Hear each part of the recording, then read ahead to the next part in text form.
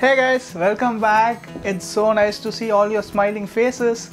Yes, I have shifted my table from that wall to this wall to make this good background. I hope this work out in our videos.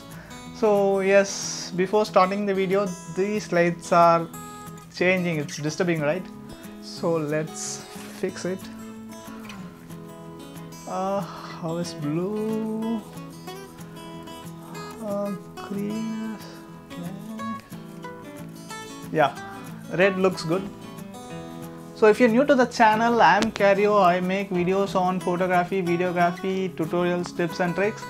So yes, if you are new, do subscribe the channel. The button is below. I make sure you never regret. Before getting into the video, let's roll that intro.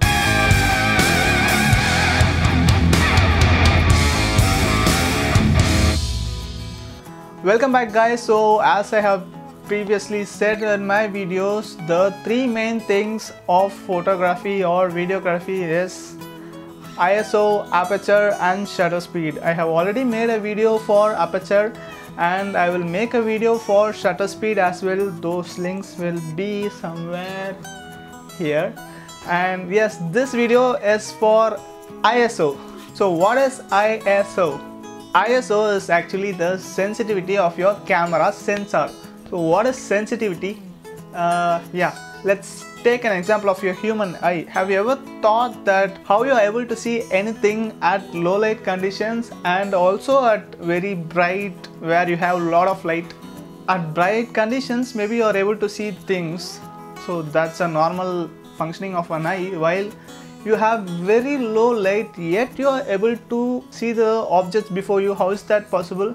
So that is actually the sensitivity of your eye. Your eye is able to handle anything even at low light conditions and even at brighter conditions. So that's the sensitivity of our eye. So in the same way, your camera, your DSLR, your mobile camera, anything it be, your camera has a sensitivity. Cavities? No cavity, sensitivity. Okay, your camera has sensitivity. Your camera sensor has sensitivity, so that decides how the objects that is seen by the camera looks. So yes, so how ISO affects your images. So generally, how to set your ISO. So let's see that first. So at a good condition where you have lot of amount of light entering the camera, where you don't need any artificial lights, keep your ISO lowest as possible, that is at 100. While you don't have light, that is, it's very dim and you have only a little bit of light, you need more light, then you can increase the ISO. So this is the basic thing behind how to set your ISO. You may be asking me that I said the same thing for aperture as well, to keep a higher aperture of 1.6 or 1.8 when I don't have light, and lower aperture of f16 or f22 when I have enough light. Yes, it's almost the same, but there is something really behind that really matters. So what is that? When you change your aperture, it never affects your image quality, while when you change your ISO, it really affects your image quality. So how does that affect your image quality? Increasing your ISO to a very high level lets a lot of noises or grains in your images. These are called as digital noise. So yes, increasing your ISO to a higher level reduces the quality and brings a lot of noise or grains in your image. So yes, how to handle that? So let's see an example here of how ISO really affects the image quality. Check that. So this is the setup I have made to show you the ISO changes. First, I have kept the ISO at 100 and I am shooting this video. As I increase the ISO, the sensitivity of the camera is increased and thus more amount of light enters the camera. But when we see the images, the image shot in 100 ISO is very dark. So as we increase the ISO, though the light is getting into the camera, the image quality is also reduced. When we go above ISO of 1600, you could see grains on your image.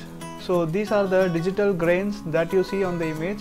So this reduces the quality of the image. So I hope you got an idea how ISO really affects the image quality. So your next question will be how I should set my ISO in such a way it doesn't affect the image quality.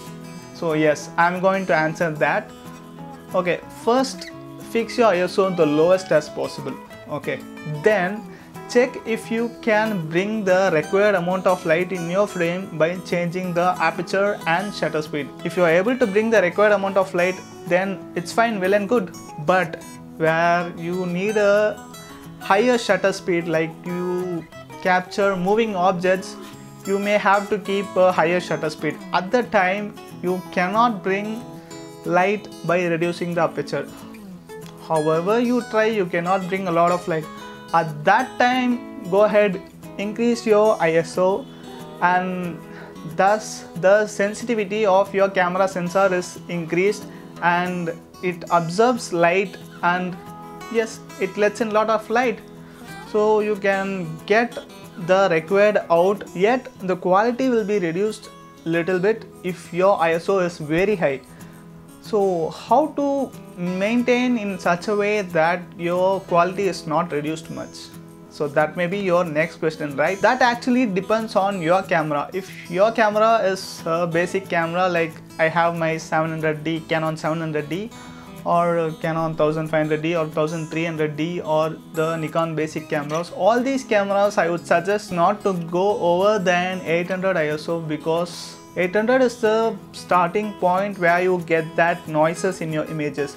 So if you go over 1600 or 3200 in these basic cameras, the sensor will not have that capacity to handle the image, and thus reduces the quality. While if you have a flagship camera like the latest 1D Mark III, then you can go ahead and increase the ISO, because that camera sensors are very strong enough to handle the ISO yet maintaining the quality. So yes, that's how you select your ISO for your camera. So if you have a flagship, go ahead and increase the ISO, or if you have a basic camera, maintain the ISO to a max of 800 or at the max 1600. Or if you have a middle range camera like Canon 70, 60 or something like that, you can go ahead and maybe up to 3200. I have not handled them much, but to my knowledge, I hope maximum of 3200 would be better. So yes, that's how you set your ISO for your photographs and videographs. I hope I have answered all the questions that you would pop up in your mind, and yes, that's it. So in a single line, ISO is the sensitivity of your camera which controls the light entering in and also affects the quality. So fix your ISO in such a way that you get the required light and also you maintain the quality. So yes, that's it for the day. I hope you got an idea of how ISO affects your camera sensors sensitivity and also affects the quality. So if you like this video, go smash that thumbs up button, and also let me know how you like the video in the comments, and also what all videos you want from me. And yes, click on the bell icon to get regular notifications. That's it. We'll meet you in another video. Until then, it's your Carrier signing off.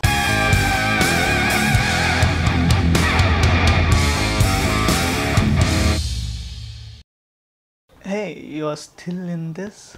Okay, I'll show you how these lights work. One sec. You see this green tint? That's actually my mobile cam.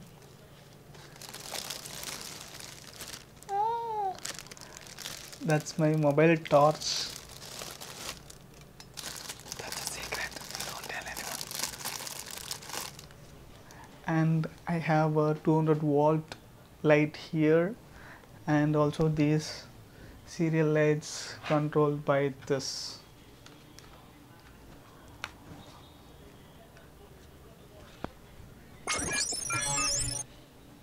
ISO is actually the sensitivity of your camera. என்னடா பூச்சி பறக்குது, அடிங்கடா அந்த கொசுவை.